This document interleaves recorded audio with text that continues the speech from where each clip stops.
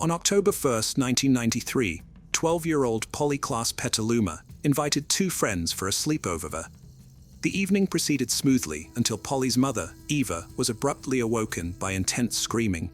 She soon discovered that her daughter had been kidnapped by an unknown assailant. Hannah Klaas was born on January 3, 1981, in Fairfax, California. Her family comprised her father, Mark, her mother, Eva, and her younger sister, Annie. When she was very young, her parents separated. Following the separation, Polly and her sister went to live with their mother in Petaluma. Mark subsequently entered a new relationship, and Polly developed a positive relationship with his partner. This arrangement created a harmonious family dynamic, where Polly spent time with both parents without any issues. Polly is often described as a quiet and innocent child.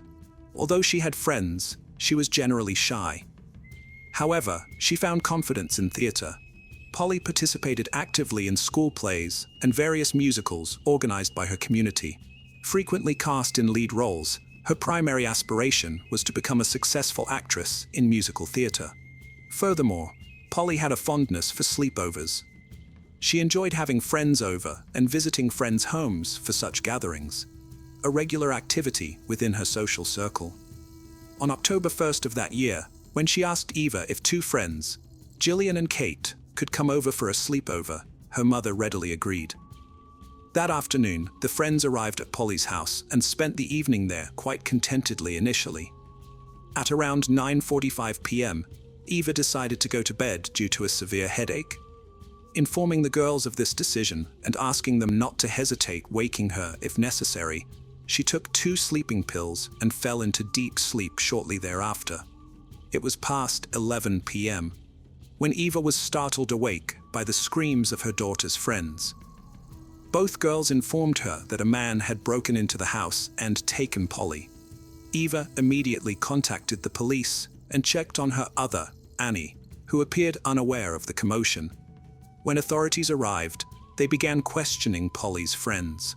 The girls described that they had been in a room, engaged in activities like picking Halloween costumes and indulging in general playful behavior. At approximately 11 p.m., Polly suggested it was bedtime, and her friends agreed.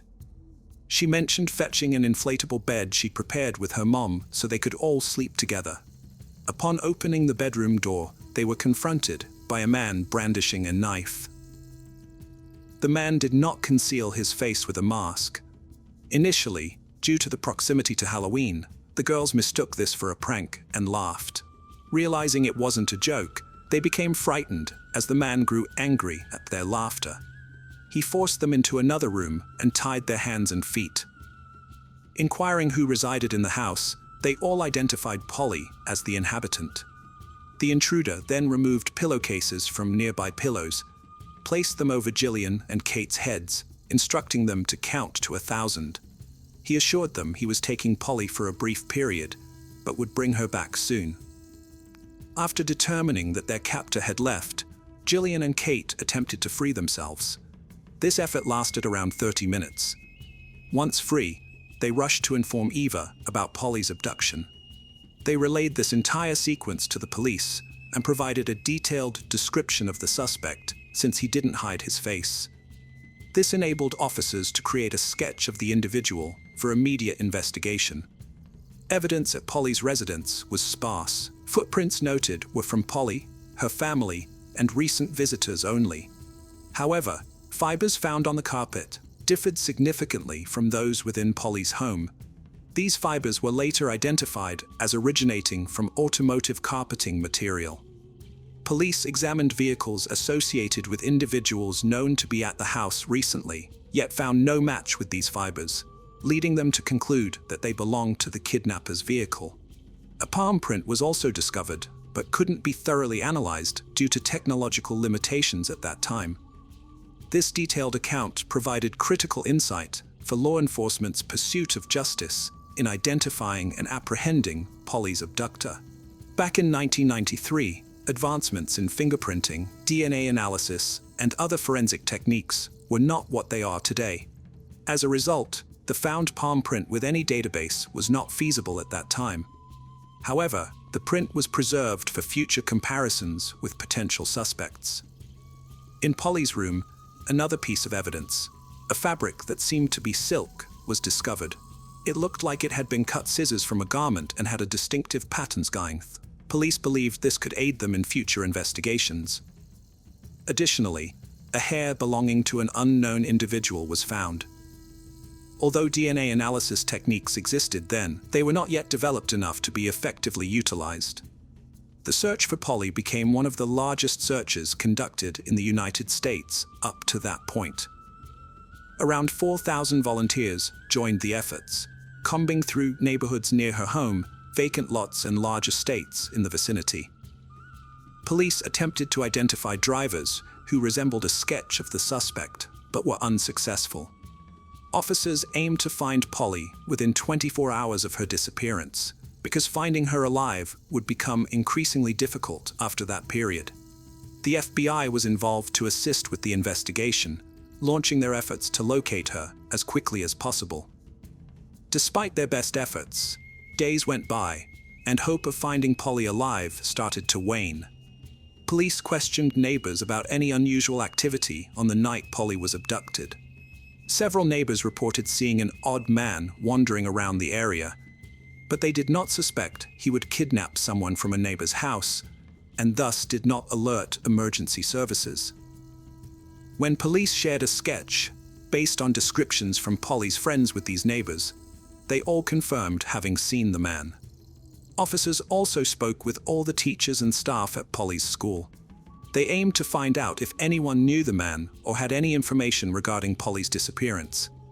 Alas, no one had any knowledge, and everyone had an alibi for the relevant time period. None of the school staff matched either the sketch or the description provided. The police even compared fibers found in Polly's house with car mats from teachers' and staff members' cars, but none were a match. As days turned into weeks, the desperation of Polly's family, authorities, and the public increased. There was a growing fear that the man who kidnapped Polly posed a significant threat to society. This added more pressure on the police to resolve the case swiftly.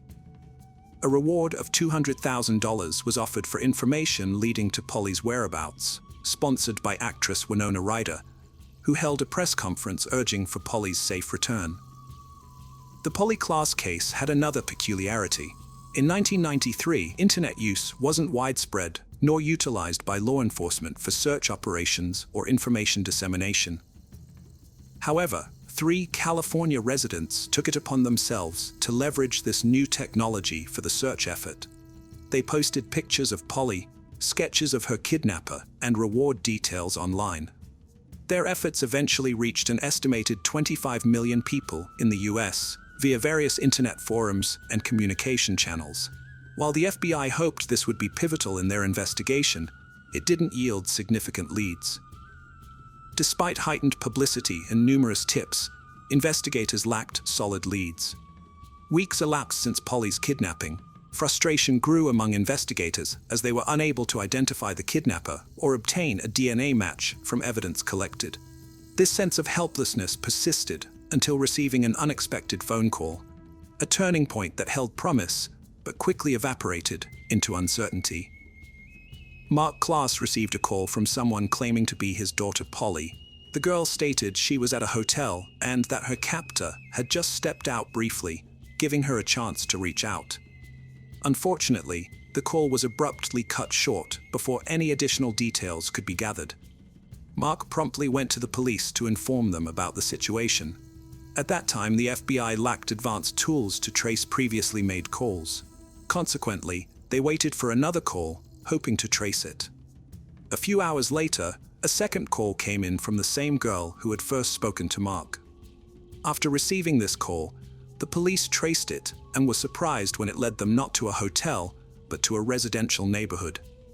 When officers arrived at the identified house, they knocked and soon discovered it was a prank. A teenage girl, similar in age to Polly, lived there, hence the voice resemblance. She explained her friends had dared her. Rather than taking her to the police station, they asked her parents to monitor her activities and cautioned her against making jokes about such serious matters. On November 28, 1993, nearly 2 months after Polly's disappearance, a woman called the police reporting 3 suspicious objects on a large piece of land she owned. The police and FBI who arrived on site found critical items related to the investigation. A piece of silk, matching one from Polly's room, ballet ties missing since that night, as mentioned by Eva, and duct tape. This discovery led police to speculate that Polly might be in the vicinity. Further investigation revealed new information. On the day of Polly's disappearance, this same woman had reported strangers frequently trespassing on her extensive wooded property, with only a small house and no perimeter fence. The lack of barriers and signage meant many inadvertently wandered onto her land without realizing it was private property. The woman had numerous intruders, but one incident, in particular, stood out. On the night Polly was abducted, a man approached her house in his automobile. His car became stuck in the mud. The nanny, who was caring for the woman's son, first saw the man, but refrained from confronting him due to fear. The homeowner also chose not to approach him, noting an angry expression in his eyes. They then contacted the police. When the officers arrived, they questioned the man about his presence on the property. He stated he was unaware it was private property and expressed willingness to leave quickly, but requested assistance freeing his car from the mud. The officers observed that the man appeared very nervous and scared. He was sweating and seemed possibly drugged. At that time, they lacked the means to conduct a drug test, and since he wasn't being overtly aggressive, they had no grounds for arrest. Consequently, they aided him in extricating his car from the mud, and he eventually drove away. This individual's name was Richard Allen Davis. Richard Allen Davis was born in 1954 in San Francisco, California. His childhood was fraught with violence inflicted by his parents. When Richard was 12 years old, his parents separated. His mother completely disowned him and left him with his father. Richard's father proved to be highly irresponsible, often leaving him alone for extended periods. Sometimes Richard stayed with neighbors or relatives when alone at home became untenable. By his teenage years, Richard started engaging in criminal activities. Stealing things and getting into street fights frequently led to reform school stints. At 17 years old came a significant turning point in Richard's life. He committed a violent robbery that nearly resulted in severe injury to his victim. Faced with 2 options by the court, reform school or joining the U.S. Army, Richard opted for military service, but lasted less than 2 years before receiving a dishonorable discharge due to continued misconduct and poor behavior. As Richard matured, he continued to encounter problems, and his criminal record grew significantly longer. Around the age of 20, he received a 15 sentence for robbery and kidnapping. Despite this, he served only 1 year of the sentence due to parole for good behavior. At that period, Richard was also troubled by another accusation. Many friends believed that he had been involved in the disappearance, a 19-year-old girl named Marlene.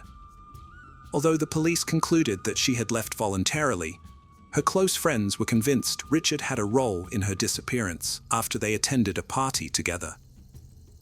These accusations remained unproven and were largely based on rumors.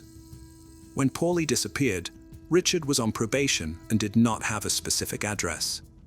In response, the police issued a special bulletin exclusively for officers, urging them to exercise extreme caution. They withheld information from the media to prevent Richard from potentially fleeing California or even leaving the country.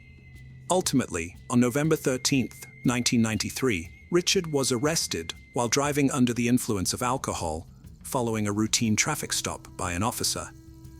He failed a breathalyzer test. Upon inspection of his identity and photograph, the officer quickly realized that this was the individual linked to the Polly Klaas kidnapping case. Proceeding with care, the officer informed Richard that he was being arrested for violating his probation due to drunk driving. Without resistance, Richard agreed and was taken into custody. Once at the police station, officers read him his rights and disclosed that he was actually being detained for Polly Klaas's kidnapping. During an extensive interrogation session, Richard eventually admitted to abducting Polly, the police speculated that his confession might have been made under duress.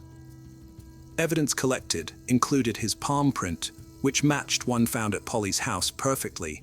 Carpet fibers from Polly's house were identical to those in his car's carpet as well. Polly's friends were brought in for questioning at the police station, where they unequivocally identified Richard as her abductor, stripling closure to their distressful ordeal. Another piece of silk, identical to the one found in the girl's room, was also discovered in his car and on the property of the woman who had contacted the police. Everything was against him. So, he finally decided to confess. He mentioned that he had been using illegal substances with friends that day and was not feeling well. He made the decision to break into a house in a certain neighborhood to commit a burglary. Richard drove around for some time before arriving in Polly's neighborhood. He noticed an open window in a house and decided to climb in. According to him, he did not plan anything, never saw Polly, never saw her family, nor followed them. Once inside the house, he looked for valuables, but found few items of interest. Just as he was about to leave, Polly opened the bedroom door and saw him. Richard observed that Polly appeared very frightened, so he ultimately decided to take her with him. He stated that he put Polly in his car, began driving, and after a while stopped at a vacant lot. There, he violated Polly. Following this incident, he resumed driving. When the woman and babysitter saw Richard on private property, Polly was still in the back seat of his car. When police officers helped him pull his vehicle out of the mud, Polly was still alive. This caused much frustration among law enforcement personnel who believed her life could have been saved. Afterwards, Richard said he drove down the highway where he strangled Polly, dug a grave and left her body there. On December 4, 1993, Richard informed police about the precise location of the grave where they began their search efforts. 2 months and 3 days after her kidnapping, Polly Klaas's body was located on the side of a highway in a grave dug by Richard himself. Forensic examination revealed little additional information.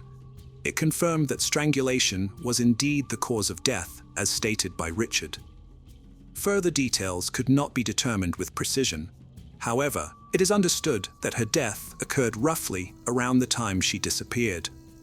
Given all the evidence, the man was put on trial for kidnapping, murder, and rape of Polly Klaas. During the trial, Richard had a chance to speak. He not only apologized to the family, but also made a serious accusation against Polly's father, claiming he abused her. Richard stated that she said to him, "Don't do to me what my father does to me." This caused Polly's father to yell and almost stand up to hit him, though he was restrained by others. The defendant's words shocked everyone present.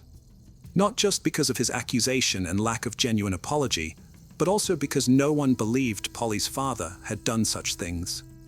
Although it wasn't proven, Polly's former partner even defended him. On June 18, 1996, Richard was found guilty of Polly Klaas's kidnapping and murder. In August of that year, he received a death sentence. He attempted to challenge this sentence but failed. Then in 2006, after overdosing on pills in his cell, he was found unconscious but revived and sent back to prison. In 2009, his lawyer tried appealing his conviction to the Supreme Court, but was unsuccessful. The Supreme Court confirmed that he should be executed. Richard's attorney mentioned plans for further appeals. As a result of these continued appeals, Richard has remained on death row for several years without being executed. There is hope that once all appeals are exhausted within the next few years, the execution will proceed as planned. On Sunday, September 15, 2019, 2 fishermen were engaged in their daily work near the aqueduct, the Neuquén province's breakwaters in Argentina. The Lime River was approached by them on the same day. They remained composed until they witnessed something that was beyond their understanding. When the water floated the remains of a young girl's body, specifically limbs and a skull. Frustrated, the fishermen contacted authorities who quickly arrived at the scene. Laura Lopez, a young girl from Plaudier, was quickly recalled by officers. Had been missing for less than 3 days. Her physical form was not familiar. The police were unsure of her identity and continued their search in the area to discover any indications of the victim's identity. In the same river, they came across a torn-up fabric bag, tights, and shoes. Undergarments. It was evident that the girl had been a victim of sexual assault, not just murder. The police contacted Laura's relatives after finding the clothing and inquired if they knew about it, would be able to spot it. The officers were unaware that the investigation would uncover the truth about the case. The method used to commit the crime was even more gruesome than what had been initially suspected. Platier, Argentina, was the birthplace of Laura Lopez on November 11, 2000. Her elder sisters, Melissa and Demaris, who were 18 years old when she was born, loved her from the first day. Laura's mother passed away when she was only 3 years old, and all 3 siblings were left as orphans, under the care of their father. Despite his initial efforts to provide for the family, the father eventually became addicted to alcoholism. A few years later, despite the challenges she faced, Laura was known for her sweet and loving nature. That's why her sister began referring to her as Cielo, a nickname that everyone who knew her would call her. She was referred to by her. The girl's father was laid off years later, necessitating them to find more work. At 18 years old, Cielo began vending fried pastries during the day. She went to high school in the evening, and during her free time from studying, she spent it doing something else. Ensure the well-being of her nieces and nephews. At the onset of her schooling, she had aspirations of finding a good job to restore her financial stability. A sense of stability has been bestowed upon her family. Unluckily, something took place that prevented this from happening. Cielo and Demaris spent the entire day on September 12, 2019, drinking tea with each other. Demaris finished renovating the house. Her sister joked that she had never made tea like her before. Either way, it's a good thing. It was a pleasant day. Cielo later attended school, where her peers observed something sporadic about the routine. She chose to sit at the back of the class instead of her usual spot and left after 20 minutes, the conclusion of the lesson. A friend greeted Cielo as he returned home at approximately 11:30 p.m. They spent some time conversing, drinking a few drinks, and taking selfies for social media. At 3 a.m. they said their goodbyes, and Cielo admitted to feeling tired but having a plan for the future, to go to sleep. A message was sent by Melissa to Lisa the next day, inquiring if she had sought medical attention for her ear issues. She was unresponsive, anxious. Melissa contacted Demaris to inquire about Cielo's presence, which led to concern. The sisters of Cielo. She was nowhere to be found, and her phone was switched off. They contacted the police as they found no evidence of her presence for several hours. They were informed at the police station that they had to wait for 48 hours from the last news item. Cielo was last seen by them before they filed a missing person report. The officers speculated that she might have had a boyfriend, as it was believed to be common. Adolescents encountering a situation. Saturday was characterized by the absence of life to Cielo. The report was only accepted by the police at that point, leading to a search.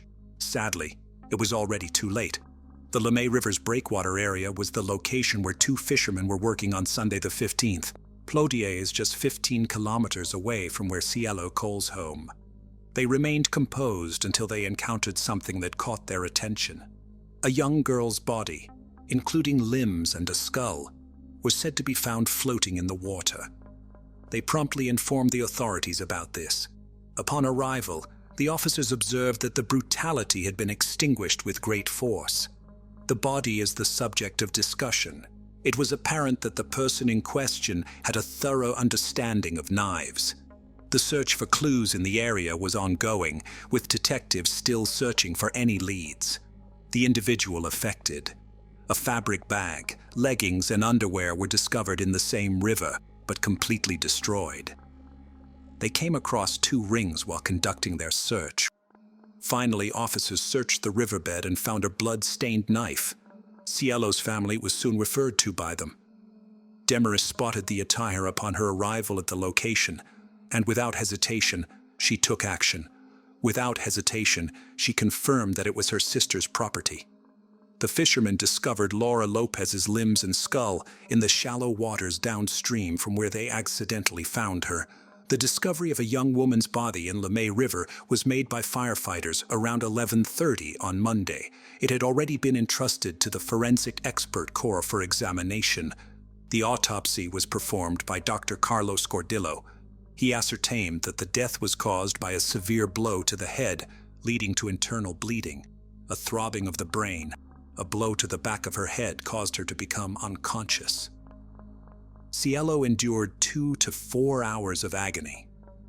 She could have survived if she had been treated properly. Furthermore, her arms were found to have bruises, indicating that she had been beaten and had some facial trauma, struggled her way towards the attacker. Cielo's sister's fears were validated by the forensic expert. The discovery of intimate wounds on her body was a clear indication of sexual assault. He also said that the recognizable marks of cuts on her neck, arms, and legs mentioned that the culprit had a history of approaching on kitchen knives. The assailant's lack of medical or anatomical knowledge was emphasized, which further intensified the problem. The roster of suspects. The detectives were unaware of the individual accountable for this terrible crime. After 3:00 a.m. on Friday, they analyzed Cielo's mobile phone and discovered that it was lost. Her contact had been with a man named Alfredo Emilio Escobar, a mechanic by profession. He was 28 years old. He and Cielo were both students in high school, and he had a passion for hunting and fishing, inspiringly enabling him to wield a knife. The distance between the girl's home and his house was 2.5 kilometers and/or 20 blocks, which made it convenient. The reception of signals from the antennas is potent. The girl was contacted by this person 4 times on September 13th at 3.16, 3.22, and 3:36 a.m. The man. At that point, the antennas established that they were both at home. Then both mobiles were activated in the vicinity of the girl's abode. The phone of Cielo headed towards the city center and arrived at Escobar's residence by 5 a.m. The girl's WhatsApp story featured an alien emoji, and her phone was still being tracked down. The man's dwelling was where I found him. At 5:52 a.m., the girl's mobile phone ceased to function. There was no communication from her thereafter. The records also indicated that Escobar had not re-entered his cell phone until 11:05 p.m. the following day. A day that. In China Muerta, where Cielo was hiding, the antenna of a nearby telephone pole detected the phone during this time. Subsequently, the remains were uncovered. Escobar came back home at 12:05 p.m. on September 15th. The video was captured by 13 cameras, which cover both city cameras and private residences. The stores were also examined. 2 individuals whose names were revealed were shown in specific recordings from the early morning of September 13th. The physical features were reminiscent of those of Cielo and Escobar. The young girl's mobile phone was in a state of mobility at the same time. Escobar was the only suspect in this case without a doubt. This man was recognized by one of the agents during the investigation. He reminisced about encountering him on Highway 22 a year ago, which was the way they were crossing to meet up with their families, the towns of New Cane and Plotier. A patrol car was hit by a young man who had been driving at velocities of over 80 kilometers per hour. The hour is a crucial one. He refused to be arrested, and a lawsuit was brought against him. Escobar was on the brink of going to court for that incident, but now the charges were completely different. The situation is distinct and has a greater gravity. At 8:30 a.m. on September 17th, a police patrol was present at the scene, which was roughly 30 meters away from Escobar's residence, had been working diligently. A young man who looked like the suspect was spotted driving away from a Fiat Ducato minibus that they had observed. Exited. He was immediately recognized by the police based on his physical attributes, including his face shape, facial features, and hairstyle. He entered the house and later emerged with 2 adults around 60 years old. The trio got into a vehicle, heading towards Highway 22, without any suspicion. Police chased the vehicle for a while and found it stopped in an area of nowhere. The zone is situated roughly 30 meters away from a bridge that connects New Cane and Cipolletti. The elderly man and Escobar exited the vehicle simultaneously.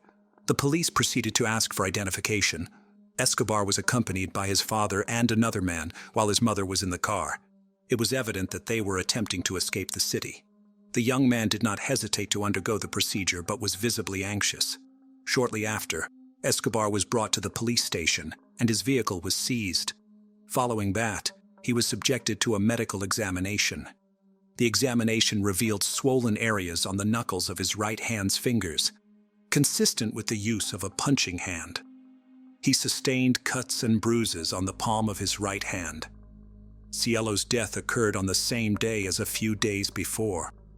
These findings led to Escobar being charged with the rape and murder of the girl. Despite his request to remain silent, he was detained in custody for 6 months. There was a fear that he might escape or interfere with the investigation.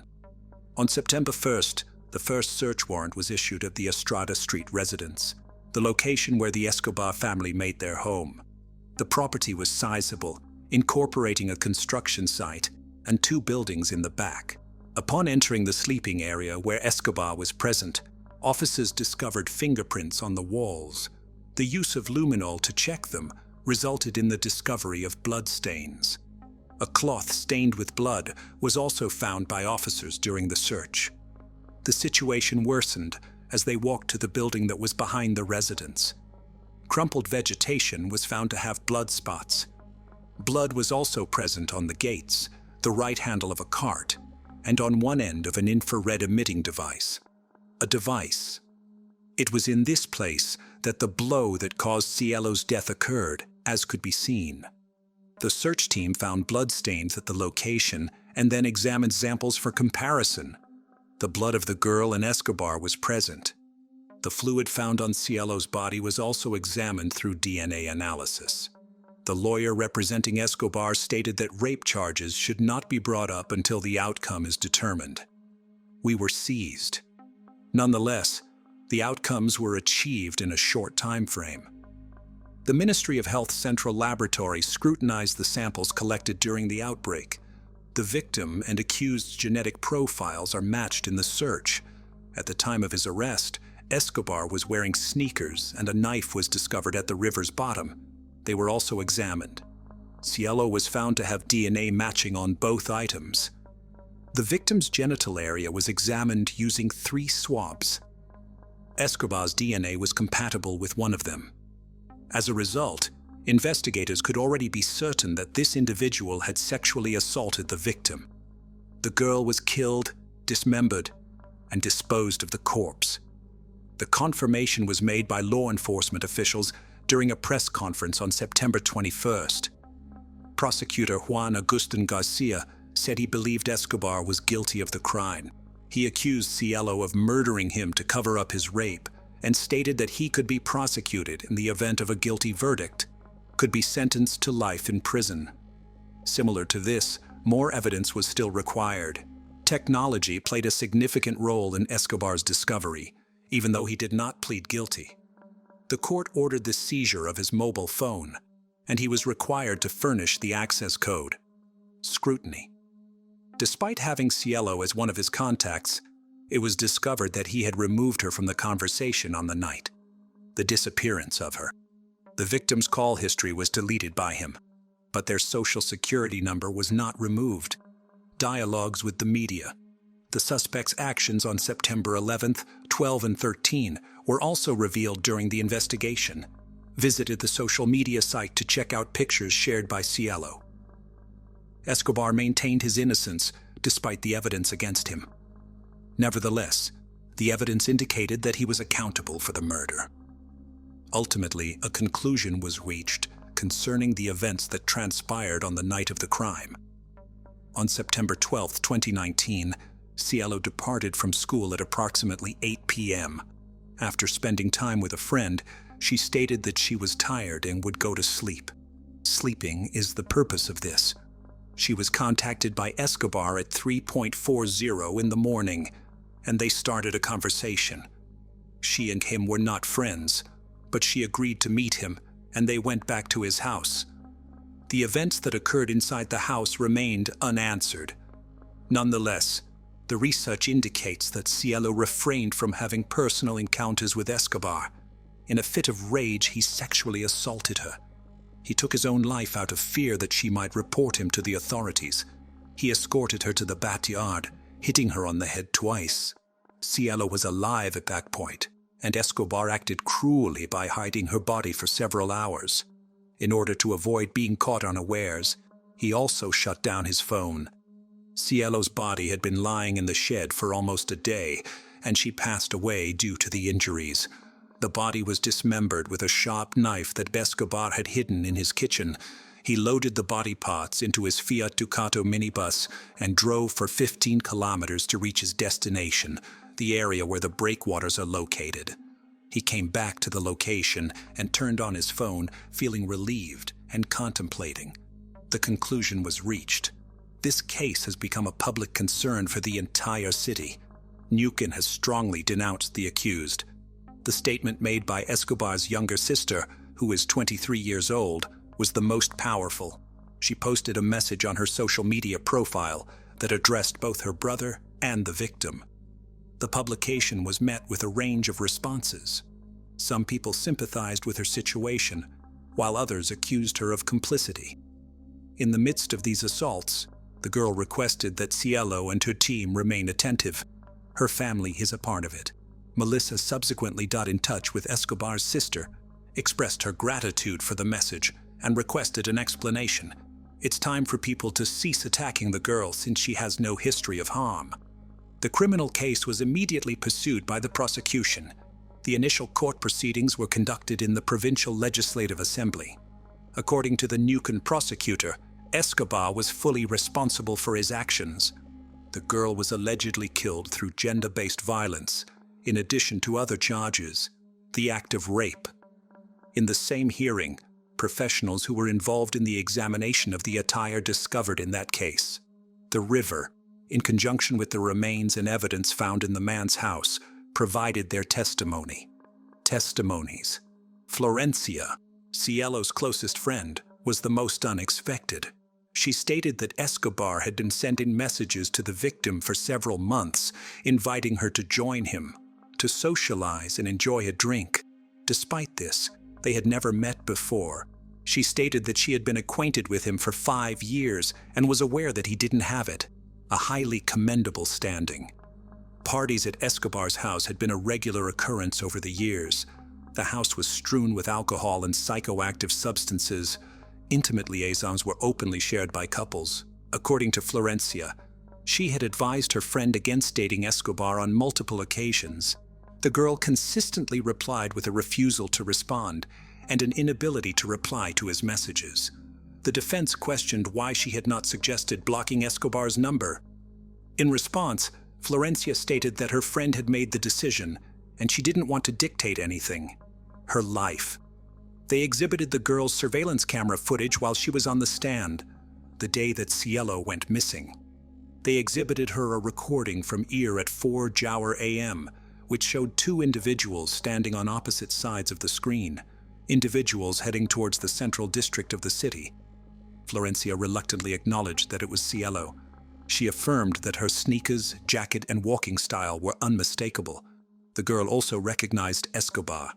The testimony of Escobar's friend exposed his impulsiveness, as the judge accused him of infidelity. His behavior was marked by substance abuse and womanizing tendencies. His ex-partner was also present in court. According to her, their relationship ended in a negative way many years ago. She reported him to the authorities as she believed he had burglarized her home and stolen money. When she reached out to him to ask for the money back, he ran after her friend who was with her. The defendant attempted to defend himself after examining the testimonies. Escobar pointed to his friend, who sold him illegal substances, as the actual offender, the offense committed. That night, I was in a state of unconsciousness. My admission is that I've committed the act of removing blood and discarding it. He stated to the local media that he had not committed murder. According to him, he was intoxicated that evening, and this individual was also under the influence of drugs, in his residence with Cielo.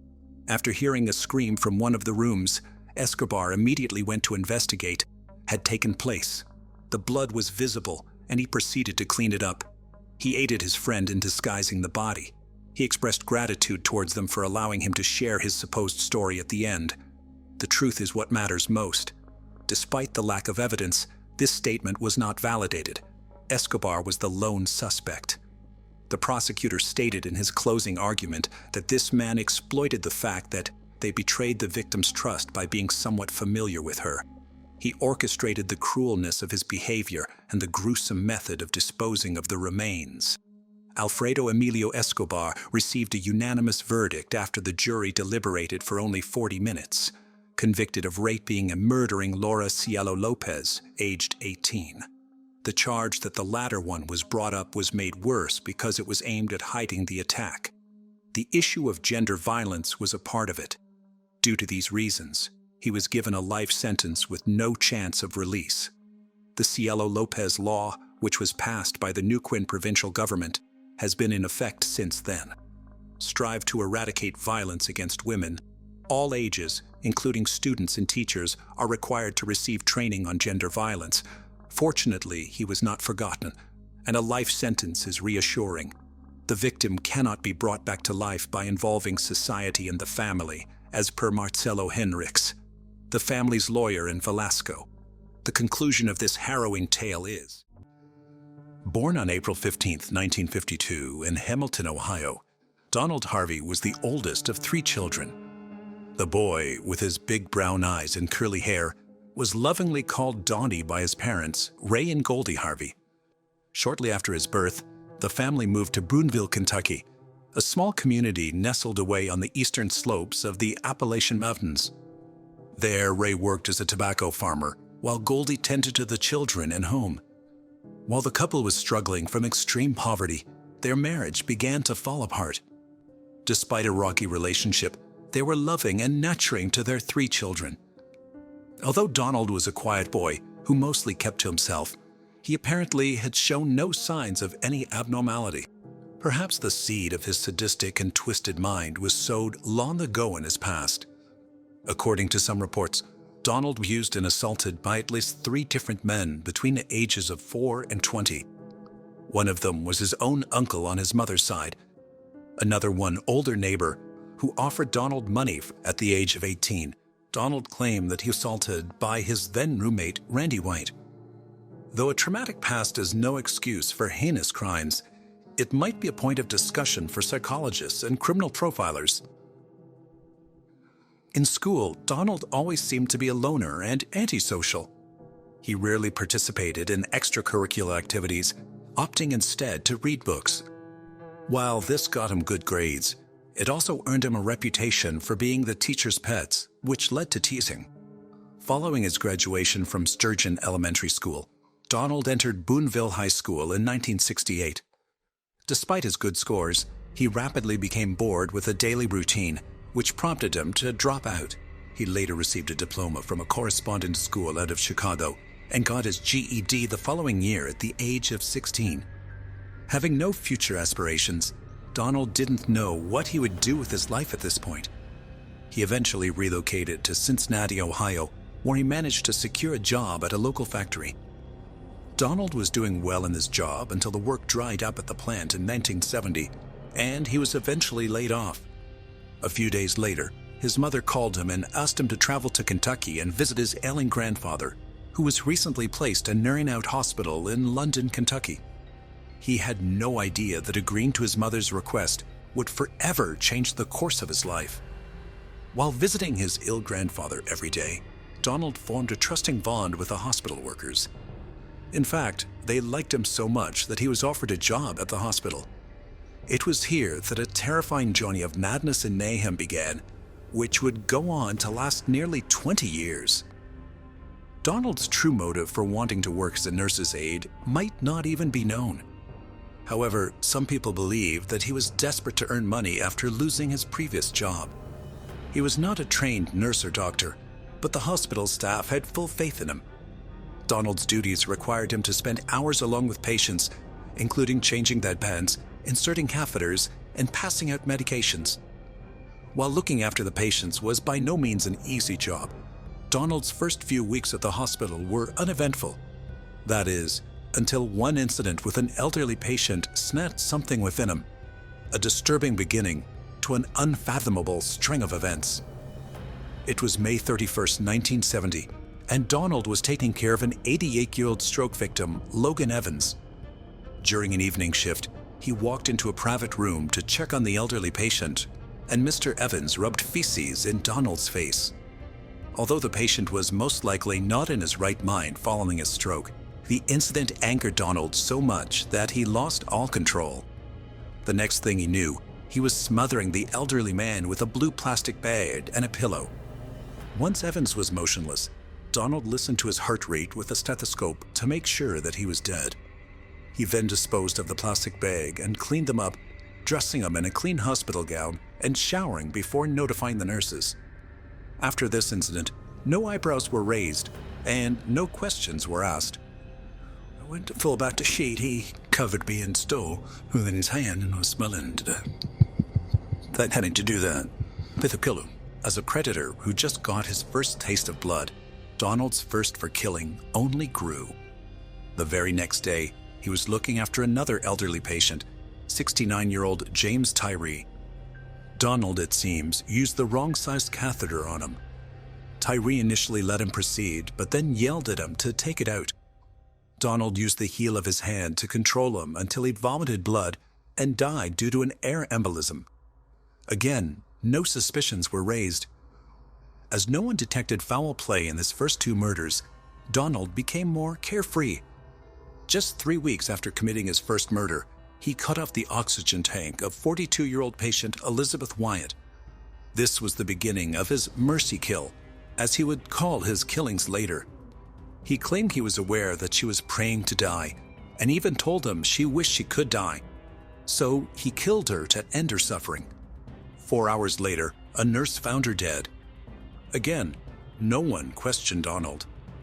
Since no one at the hospital became suspicious, Donald saw this as an opportunity to unleash his inner monster. Over the next 10 months, 15 patients died under his care while working at the hospital. Be it pleasure or experimentation, the methods of each murder varied. Smothering, sabotaging oxygen tanks, injecting lethal drugs, overdosing people with medication. It seems he would use almost anything to kill. When angered, his methods became more brutal.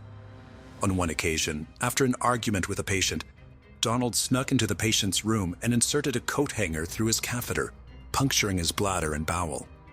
As a result of the puncture, infection set in, and the man died a few days later.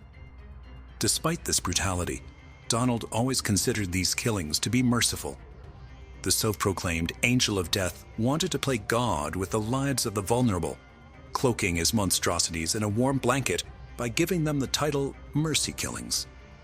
March 31st, 1971, exactly 1 year after his first murder, was the last day Donald worked at Nerymount Hospital. That evening, he was arrested for a burglary he committed while drunk. In his drunken stupor, Donald incoherently confessed about the murders to the cops, but no one took him seriously. Donald ultimately faced charges of petty theft. Instead of serving prison time, he paid a hefty fine. Although Donald managed to remain free, this incident changed the course of his life for a brief time.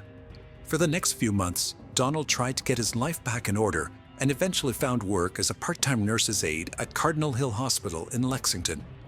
In June of 1973, he started a second nursing job at Lexington's Good Samaritan Hospital. He worked both jobs simultaneously until deciding to move on to other positions. Between August 1974 and September 1975, he worked first as a telephone operator in Lexington and then as a clerk at St. Luke's Hospital in Fort Thomas, Kentucky. For some reason, Donald was able to control his urge to kill during this time. It's possible that he simply did not have the same access to the patients as he did at his previous workplace, which could also explain why he shifted from job to job during this time. Despite his efforts to keep his killing urges in check, his inner demons slowly became increasingly more difficult to manage, finally driving him across the state line into Cincinnati, Ohio. In September 1975, Donald moved back to Cincinnati, and within weeks, he started working the night shift at the Cincinnati VA Medical Hospital. He worked there as a nursing assistant, housekeeping aide, cardiac catheterization technician, and autopsy assistant. As he became more comfortable in a hospital setting once again, He started right where he had left off. Since he worked at night, he had very little supervision and unlimited access to all the areas of the hospital. Over the course of the following 10 years, Donald would end up murdering at least 15 patients while working at the hospital. To relish all his crimes, he even kept a detailed diary of his murders and took notes on each victim. These grisly details included sprinkling rat poison in a patient's dessert, pressing a plastic bag and wet towel over the mouth and nose, injecting cyanide into an intravenous tube, adding arsenic and cyanide to orange juice, injecting cyanide into a patient's buttocks, and many more. It is Virgil. Well, the idea of them rat poison was dessert. What kind of dessert? Pillow clean. Fancy put it. I was surprised that our pleasant that with so thanks. And that he turned beautiful. But yet the depravity of his crimes did not end there. Throughout his murder spree, Donald was experimenting with different methods based on medical journals he was studying for hints as to how to better conceal his crimes. Cyanide soon became his favorite tool for murder. He'd mix it into the victim's food or pour it directly into their gastric tube. Over the years, he amassed an astounding 30 pounds of cyanide, which he had slowly pilfered from the hospital. He would keep his deadly supply at home for safekeeping. I started using morphine because he wasn't controlled that much in Kentucky, especially in small huff spoons in the 1970s. And I did implode a couple of ventilators. I used cyanide, I used arsenic, I used adhesive cleaner, a plastic bag tip. Despite all the deaths, Donald Harvey always managed to stay under anyone's radar. He had carefully set up all of his killing to look like accidents or natural causes. Donald even earned himself the nickname the Angel of Death and the Kiss of Death amongst his co-workers. They all thought it was a coincidence that he was always around when these deaths occurred. Little did they suspect that their charming co-worker was a silent creditor. They didn't need any permission, no, but some of the patients didn't have no one to get permission for them. They didn't have a choice, and sometimes there was no family there to make that choice for them, and I made for them. I was being the judge and the jury and executioner. Although years down the line, Donald insisted that his crimes were merely an act of mercy, motivated by compassion. There were other crimes that speak otherwise. The beginning of the 1980s brought out variations in both Donald's life and his crimes. Without a doubt, these crimes were purely driven by rage and revenge. In the early 1980s, Donald briefly began dating a man named Doug Hill. The relationship was challenging from the start, as they argued on a regular basis. After one of those heated fights, Donald retaliated by slipping arsenic into Doug's ice cream. Although he survived, the incident signified the first instance where Donald tried to harm someone outside of the hospital. This was a chilling sign that the monster had begun to stretch his boundaries. Following another fallout with Doug, Donald moved in with another lover, Colonel Howeller, within a short period of time. The relationship was going well in the beginning, before Donald suspected Howeller of cheating on him. Out of jealousy, he would add small doses of arsenic into Hoeller's food so that he would be too ill to leave their apartment. At this point, Donald's acts of revenge were no longer limited to his home or workplace. On one occasion, following an argument, he laced one of the beverages of his female neighbor with hepatitis serum, which nearly killed her before the infection was diagnosed and treated. While luck was on her side, it wouldn't be the same for another of Donald's neighbors, Helen Metzger. The arsenic he put in one of her pies caused her death at a local hospital a week later. Donald's confidence was soaring high after getting away with so many murders. He must have felt invincible. In April 1983, after a tiff with Hoeller's parents, Donald regularly began to poison their food with arsenic in small doses. On May 1, 1983, Hoeller's father, Henry, suffered a stroke and was admitted to Providence Hospital. To complete his unfinished business, Donald placed arsenic in his pudding before leaving during a hospital visit. Sadly, the elderly man died later that night. Donald continued to poison Carl's mother, Margaret, off and on for the next year, but was unsuccessful in his attempts to kill her. In January 1984, Howeller broke up with Donald and asked him to move out. Needless to say, Donald was not happy about it. Unable to accept the rejection, he spent the next 2 years trying to kill his former partner with his poisonous concoctions. As a means of revenge, Donald even went to great lengths in an unsuccessful murder attempt against one of Hoeller's female friends. Though he managed to land Hoeller in the hospital at one point, his attempts to eliminate him from the face of the earth had failed. The first cloud of suspicion that loomed over Donald's head was on July 18, 1985, when security guards noticed Donald acting suspiciously and decided to search his gym bag. Inside the haversack, the guards discovered a .38 caliber pistol, hypodermic needles, surgical scissors, gloves, a cocaine spoon, various medical texts, 2 occult books, and a biography of serial killer Charles Sobrage. Fined $50 for carrying a firearm on federal property, Donald was then given the option to quietly resign from his job rather than be fired. Call it a stroke of luck or pure negligence from law enforcement side, none of these ever appeared in his work record, and the hospital authorities did not open an investigation to determine if the man was responsible for any other crimes while working at the hospital. It took Donald 7 months to secure another job at a local hospital. In February of 1986, he started working as a part-time nurse's aide at Drake Memorial Hospital in Cincinnati. Unaware of his past and impressed by his performance, his new employers soon offered him a full-time position at the hospital. Before long, Donald settled back into his old routine. Over the next 13 months, Harvey murdered another 26 patients and attempted to kill several more by disconnecting life support machines, injecting iron into veins, causing suffocation, and injecting arsenic, cyanide, and petroleum-based cleaners. The 2-decade-long murder spree came to an end with one last murder. On March 7, 1987, a 44-year-old patient, John Powell, mysteriously died. Powell was on life support from a bad motorcycle accident for several months before his demise, but had since started to recover. Due to Ohio's law of a mandatory autopsy for vehicular homicide, this death landed Donald in a situation that he had never faced before. During the autopsy, an assistant coroner noticed the faint scent of almonds, which is a telltale sign of cyanide. Authorities got involved in the death following this concerning discovery. Initially, suspicion fell upon the people closer to Powell, but investigators failed to come up with any evidence or motive pointing toward any of Powell's friends or family members. So, it did not take them long to focus on hospital employees who had access to Powell's room. Donald Harvey was one of those names on the shortlist. To rule out their names, hospital employees at this point were volunteering to take polygraph tests.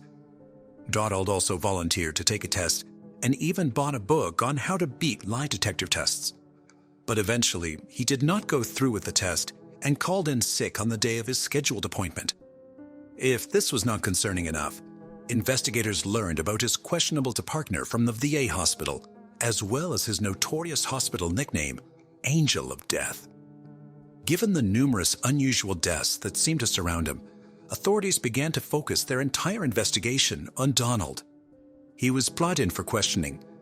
In the initial interrogation phase, Donald denied having anything to do with Powell's murder and portrayed himself as a victim of coincidence.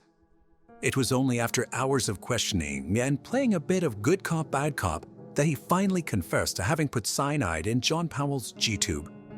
He tried to explain that it was because he felt sorry for him and his family. He still denied responsibility for any of the other suspicious deaths.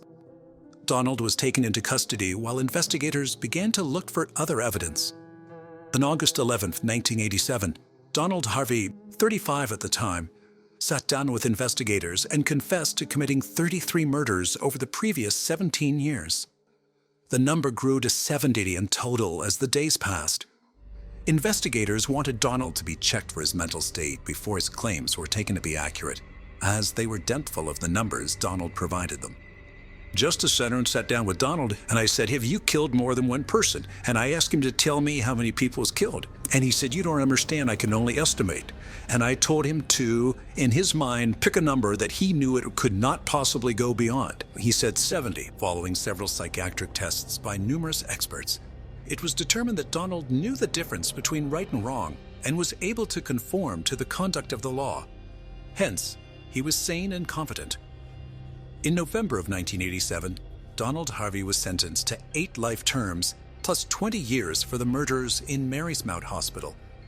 In February 1988, he entered guilty pleas on 3 additional Cincinnati homicides and 3 attempted murders, drawing 3 life sentences plus 3 terms of 7 to 25 years. The investigation into the remaining deaths were closed after 2 years, as investigators determined that there was not enough evidence to implicate him in the murders. Whether people were stunned or disgusted by his actions, they definitely were intrigued to know what went on inside his sick mind. In the 1991 interview, a reporter from the Columbus Dispatch asked Donald Harvey about his motive behind the killings. Giving away a rare glimpse inside his mind, Donald said that the reign of terror began with a desire for control. In his eyes, people controlled him for 18 years, and then he controlled his own destiny. He loved the power, and to be able to control whether people lived or died. Even in the world of serial killers, Donald Harvey holds a special place, not only because of his overwhelming kill count, but also because of his choice to kill people he personally knew in addition to his patients. According to an article published on July 23, 2001 by the Associated Press listing the worst serial killers in the United States, Donald Harvey held the #1 place, even surpassing the notorious John Wayne Gacy. While everyone expected Donald Harvey to spend his days behind bars, and unlike his unfortunate victims, die a natural death, destiny had something else in store for him. On March 28, 2017, 64-year-old Donald Harvey was found badly beaten inside his cell in protective custody at the Toledo Correctional Institution in Lucas County. He would die 2 days later at the age of 64 from blunt head trauma due to skull fracture and brain damage. Months after the death, an inmate named James D. Elliott, serving 37 years for numerous burglary offenses, would later write the Toledo Blade and confess to the murder. In those letters, Elliott confessed to punching and stomping on Donald in his cell. He said he grew up in Kentucky near some relatives of Donald's victims and claimed that he committed the crime to give them some closure and peace of mind. Hopefully, everyone from our area will take some solace in the fact that one of their own gave Harvey the punishment that he should have gotten from the courts, Elliott was quoted as writing. In September 2019, Elliott was sentenced to life in prison after pleading guilty to the murder of the infamous Angel of Death. To his last day, Donald Harvey insisted that the majority of his killings were out of mercy. But the truth is, in the process of becoming a murderer from a nurse, Donald appointed himself the judge, jury, and executioner over people's lives. Perhaps because he was not caught for decades, he assumed it was his right to control other people's lives.